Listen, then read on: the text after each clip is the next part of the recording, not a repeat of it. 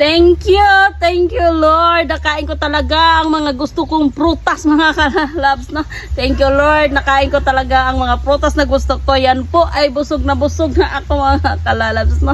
Nabusog ako Lord. Thank you sa blessings na binigay mo sa akin.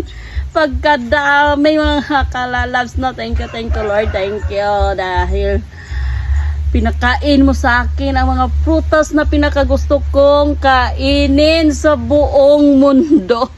Yan po, nagiging balat na siya. Pero itong balat na to, pangalangaw mo diha, panglayas mo mga langaw.